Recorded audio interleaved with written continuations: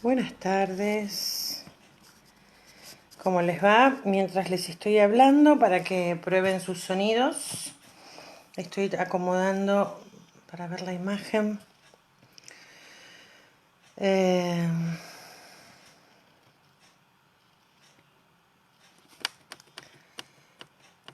Hay 27 personas que han dado el presente. Vamos a ver si están los 27 presentes en el video.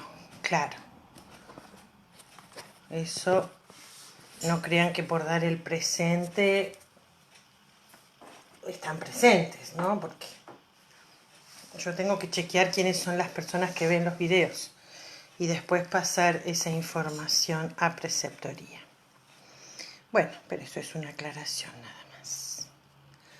Bueno, vamos a acercar la imagen. Como total estamos con una imagen que yo la tengo en inglés, pero lo que me importa es que ustedes me vayan diciendo si la ven bien. Eso para mí es muy importante, que me pasen la conformidad. Díganme si están viendo bien la imagen, si la ven con claridad.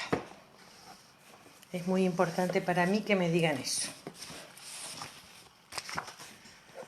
Vamos a ordenar un poco estos papeles que tengo por aquí.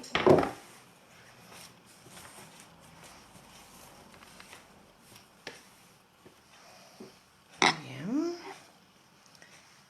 14 personas están viendo en este momento.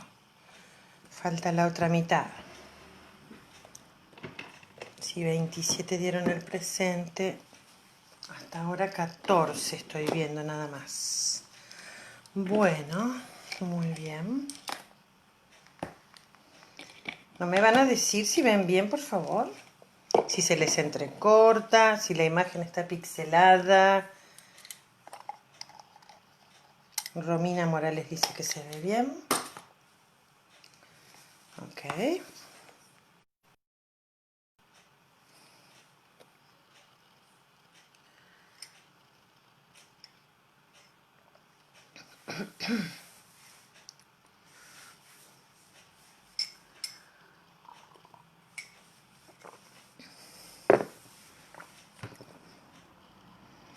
Bueno.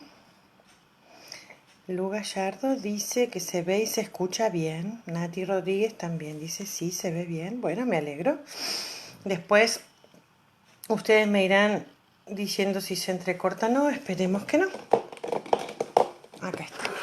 Bueno, me gustaría que hoy comencemos la clase observando las características histológicas de lo que es el tubo digestivo. ¿Qué significa histológico? Histológico hace referencia a los tejidos. Histología es el estudio de los tejidos. Así que cuando me refiero a una mirada histológica del tubo digestivo, me estoy refiriendo a observar los tejidos y la constitución de los tejidos. ¿Qué es lo que nos encontramos en los tejidos? Voy a sacar los comentarios por un ratito y voy a ver si le puedo dar un poquito más de zoom, que me parece que va a colaborar. En realidad, si uno mira el tubo, esto como tubo, puede representar a cualquier órgano del tubo digestivo. Algún órgano tiene alguna de estas estructuras más desarrollada que otros, pero todos en general tienen esta estructura de capas, ¿sí? Y estas capas son las que quiero que reconozcamos. Ahora me voy a acercar otra vez con el zoom para que veamos un poquito más con precisión. Esta imagen ustedes la tienen en el libro, ¿sí? Yo la tengo aquí en inglés, pero ustedes la tienen en castellano. Me gustaría que analicemos esta imagen que les va a servir para comprender un poquito más luego las funciones del tubo digestivo. Fíjense, ¿y esta musiquita qué será? A la miércoles. ¿Por qué ustedes escuchan una música?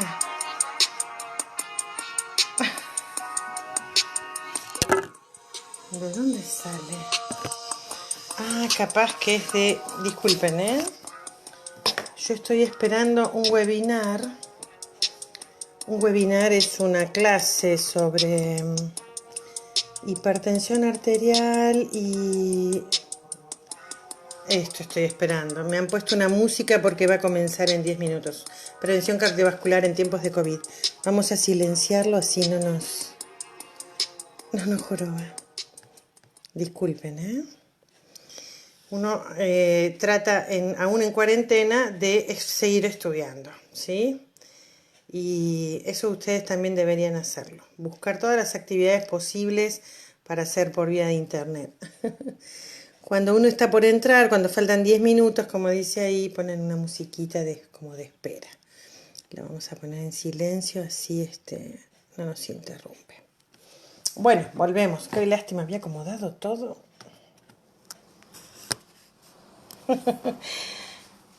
Fondo musical, dice Maidana. Sí, no, era por eso, era por las cuestiones de estudio. Hay que seguir estudiando, chicos. Después les voy a presentar una página con la que estuvimos trabajando ayer con los chicos de segundo año. Por ahí es para temas un poquito más avanzados, pero bueno, nunca está de más que en los tiempos de cuarentena el que tiene tiempo y que puede seguir estudiando. Bien. Como verán, entonces este tubo digestivo tiene capas, como decíamos. Y vamos a empezar desde la capa más interna hasta la más externa, ¿sí? La capa más interna es la que se denomina mucosa. Ah, ustedes no lo ven acá el nombre. Es esta que estoy mostrando en este momento. La mucosa también tiene 3 capas. Vamos a ver si me puedo acercar un poquito más. Ahí. Y le vamos a dar un poquito más de zoom. Ahí creo que se puede ver bien. Voy a dejar los comentarios. Ustedes los comentarios no les molestan, ¿verdad? Los voy a dejar para ver si ustedes me van avisando que se corta o que no ven bien. Entonces, esta capa que es la mucosa tiene también 3 capas.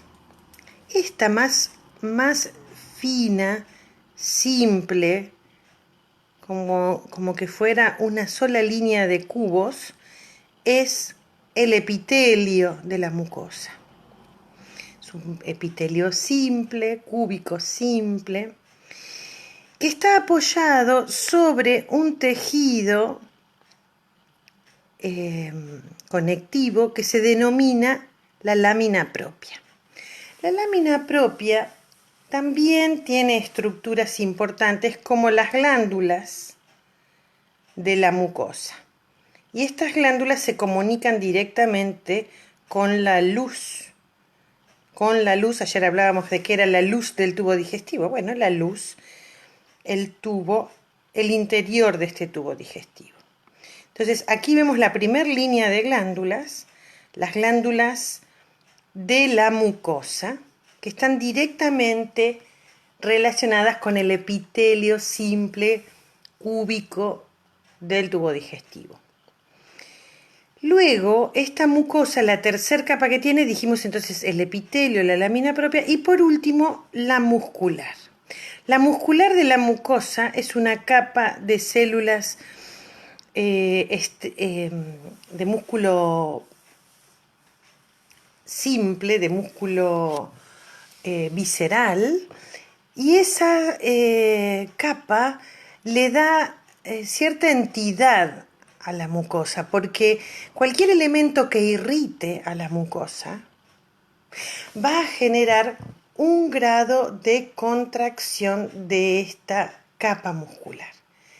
Esto es muy importante, sobre todo cuando tratamos de entender los procesos digestivos irritantes de la mucosa, que generan contracción y por lo tanto dolor. Entonces, repito, la capa mucosa tiene 3 capas. Esta, que es el epitelio cúbico simple, donde desembocan las glándulas de la mucosa.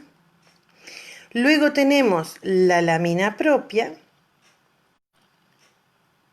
y, por último, la muscular de la mucosa. Es una capa simple, como verán, apenas una sola línea de células que tienen una disposición longitudinal, ¿no? A lo largo del tubo digestivo. Ahora vamos a achicar un poquito el zoom para que ustedes puedan ver la segunda capa, que creo que es la más interesante del tubo digestivo, que es la submucosa. La submucosa es una capa también de tejido conectivo como la lámina propia, ¿sí? Pero en la submucosa, fíjense la red de vasos sanguíneos que hay en esta capa. Arteriolas, vénulas, que forman una red alrededor del tubo y que la función más importante que tienen es la de absorber los nutrientes. Y al absorber los nutrientes, tienen que transportarlos a la circulación general. Entonces, voy a reducir un poquito el zoom para que ustedes vean cuál es el trayecto entonces que siguen estos vasos sanguíneos, que salen de la submucosa y van a hacer su camino hacia los grandes vasos a través del mesenterio. El mesenterio actúa como una capa protectora de estos vasos. Ahora vamos a profundizar sobre el concepto del mesenterio, pero fíjense entonces que los vasos sanguíneos vienen por el mesenterio y llegan a la submucosa para absorber todos los nutrientes que sean necesarios en cada uno de los sectores del tubo digestivo. Como cada uno de los sectores tiene una absorción determinada. Ahí Nati dice si se tildó. Yo sigo hablando, no sé si ustedes se les cortó o no se les cortó. Váyanme diciendo y si hay algo que no se entiende vuelvo a repetir. Aprovecho para tomar un traguito de café.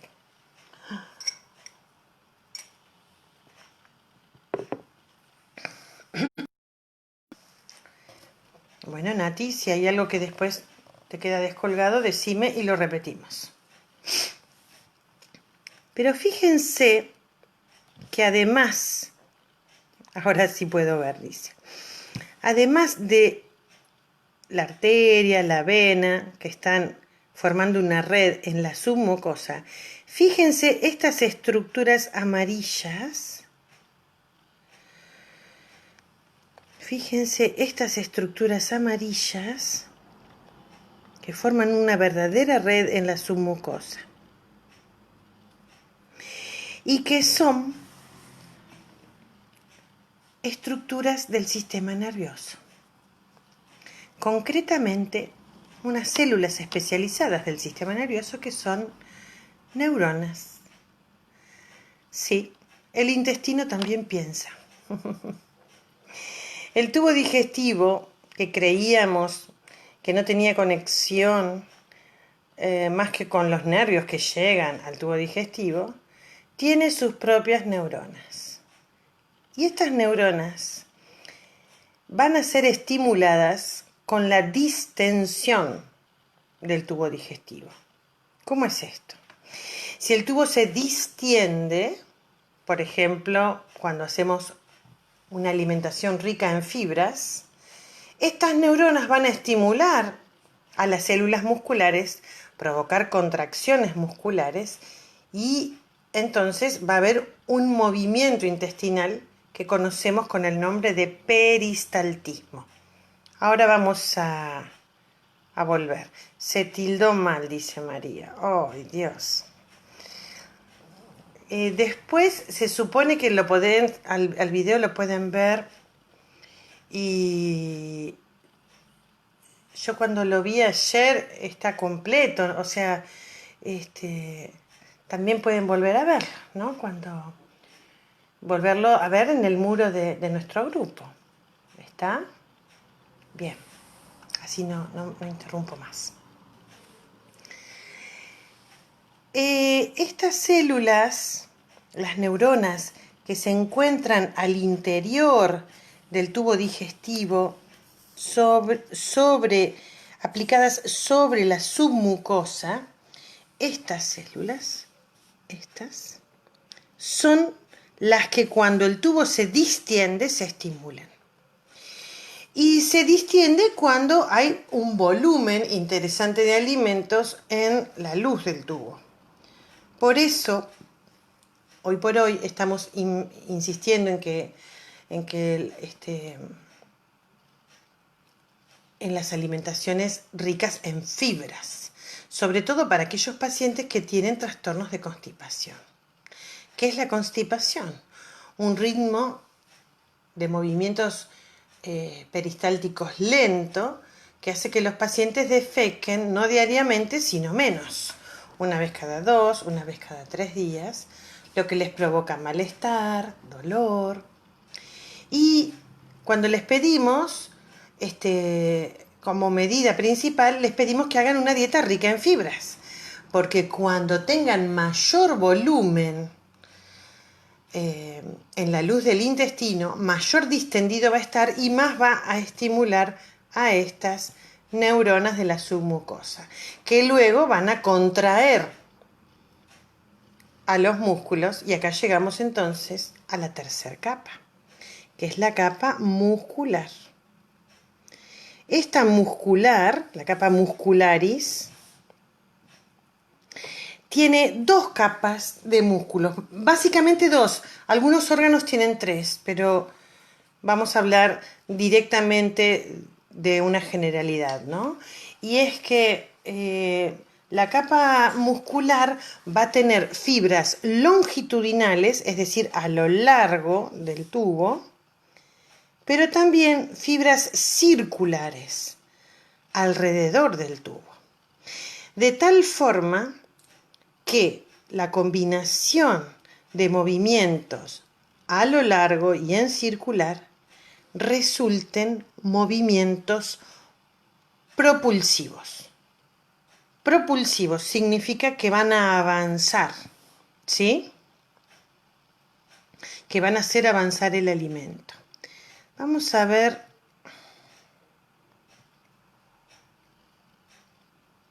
Bien. Me tengo que ir un poquito más atrás. Permítanme un momento.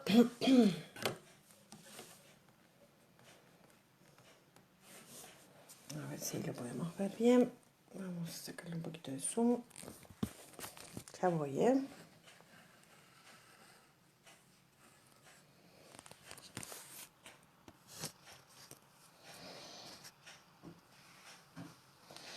¿Qué es un movimiento propulsivo? Significa que tengo que hacer progresar el alimento a lo largo de un tubo.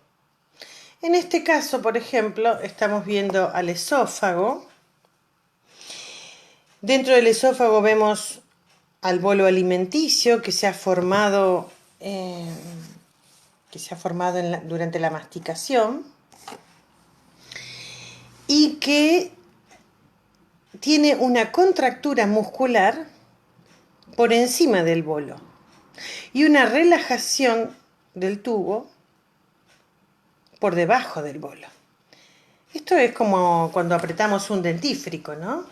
Yo aprieto desde la base del envase para que la pasta dentífrica salga por allí, por la boca del dentífrico, ¿no? Entonces, tengo que ir haciendo avanzar las contracturas musculares para que avance. Entonces, una contractura circular aquí hace avanzar al bolo, ¿no? y cuando avanza, otra contractura lo hace avanzar un poco más. Perdón, ahí no lo ven, ahí. Entonces, una contractura circular hace avanzar al bolo. Ahora, una contractura a lo largo acorta el tubo y luego lo relaja. Entonces hace que el bolo avance. Una vez que el bolo avanzó, otra contractura circular le pone un límite, luego una contractura longitudinal se acorta y se estira, lo que hace que el bolo finalmente llegue al estómago. ¿Sí? Tengo otra imagen que quiero mostrar. En un momentito que me corro. Ya estoy, ¿eh? La busco porque la tengo en otra presentación.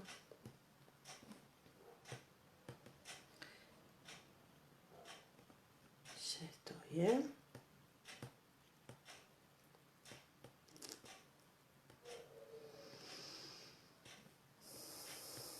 Bien. Acá.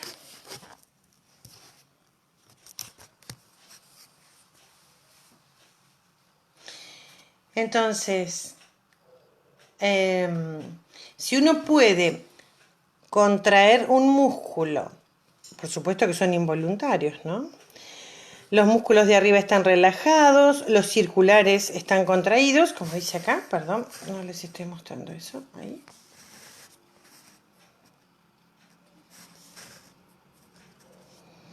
No sé si lo alcanzan a ver bien ahí.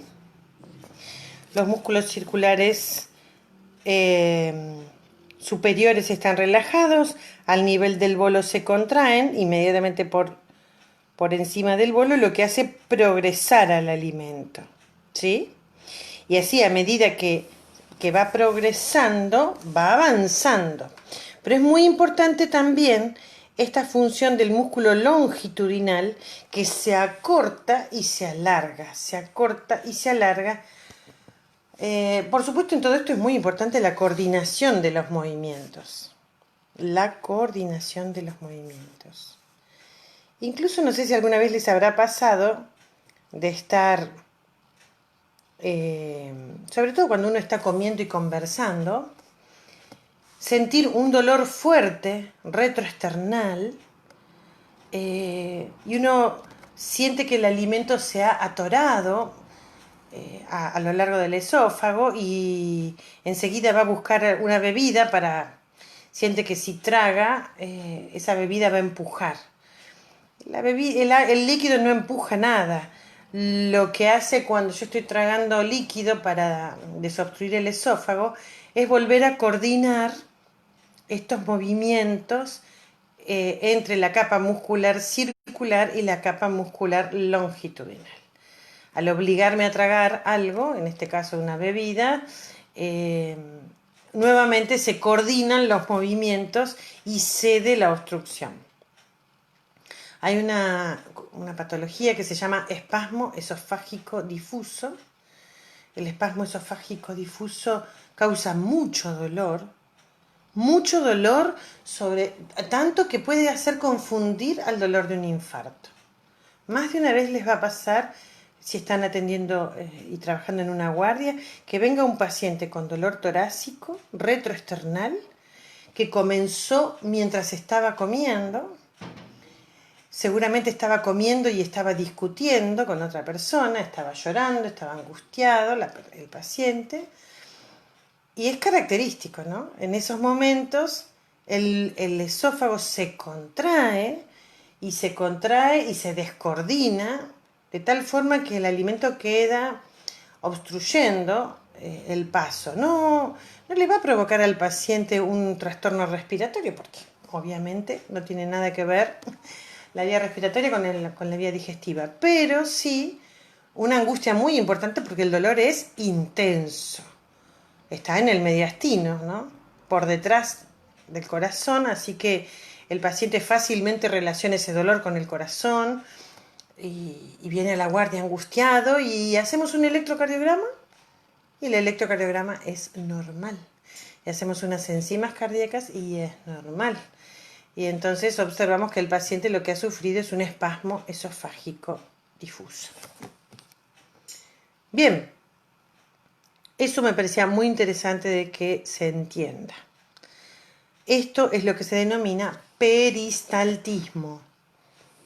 Los movimientos peristálticos entonces son movimientos coordinados entre la capa muscular y la capa circular del tubo digestivo.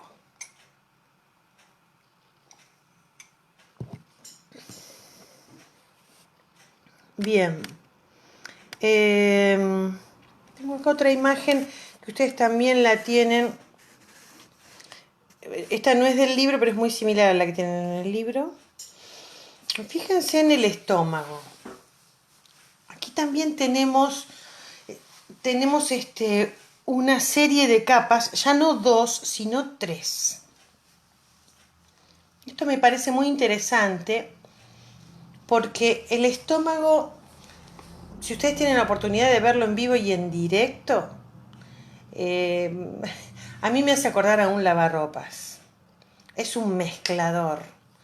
Mezcla, es impresionante, ¿eh? Cuando uno come, los movimientos que hace el estómago son verdaderamente un lavarropas. Mezcla de un lado para el otro, un acordeón parece, se acorta, se alarga, se estriñe y va progresando el alimento con estos movimientos.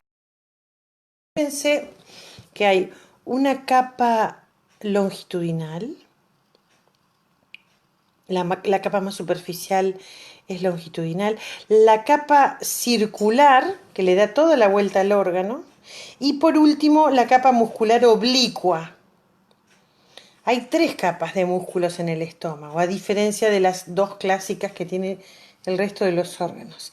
Y esto lo convierte entonces al órgano en un órgano absolutamente mezclador.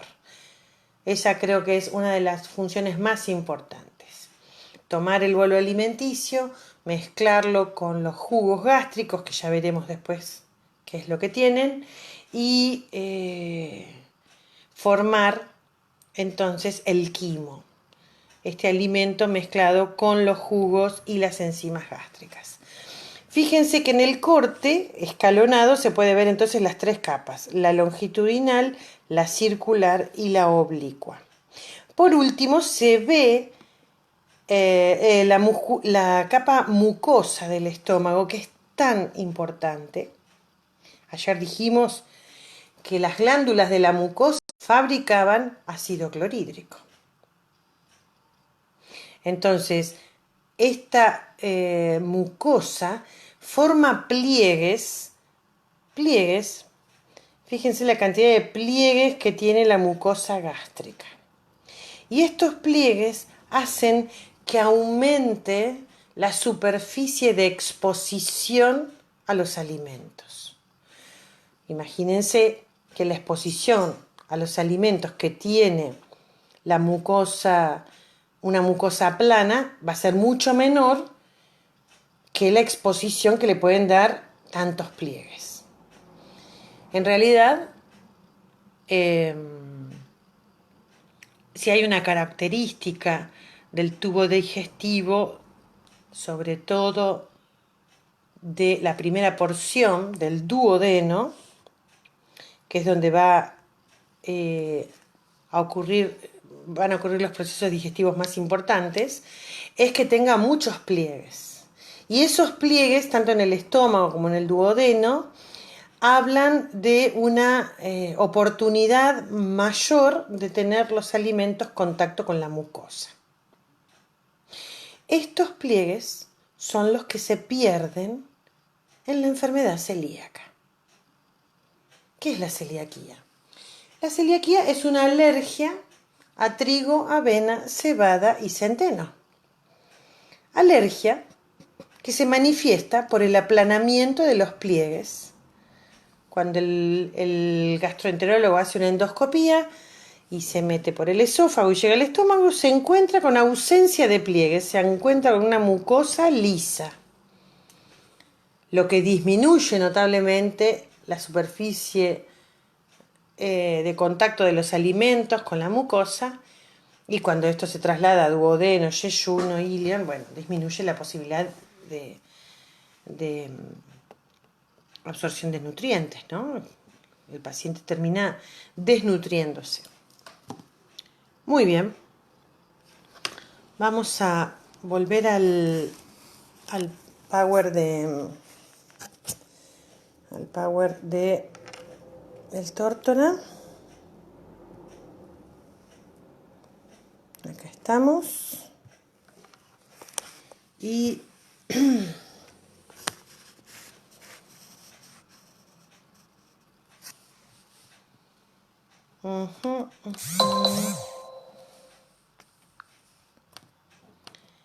acá estamos. Bien, entonces, ya para ir terminando con esta exposición, dijimos la capa mucosa con su con su epitelio, su lámina propia, su capa muscular, la muscular de la mucosa, la submucosa, ¿sí? Donde están los vasos sanguíneos y las redes neuronales, el epitelio, perdón, no me sale la palabra, el plexo nervioso que está en la submucosa. Y fíjense, entonces la última capa, como dijimos, es la capa muscular, que tiene, acá se identifican dos capas, la circular y la longitudinal, pero fíjense que también hay neuronas en el espejo de la muscular.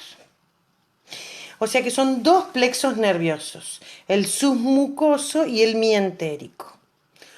Un plexo nervioso sobre la submucosa y un plexo nervioso sobre la capa muscular. Se llaman plexos de Meissner y Auerbach. No importa, son nombres de los anatomistas que los descubrieron, pero nos hacen revalorizar el compromiso emocional que tiene el tubo digestivo al descubrir que tanto en la submucosa como en la muscular tenemos células del sistema nervioso. Las neuronas de la submucosa y las neuronas de la capa muscular. Entonces, por último, todo el tubo digestivo está recubierto por una serosa. ¿Cómo se llama esa serosa? ¿Se acuerdan? Peritoneo.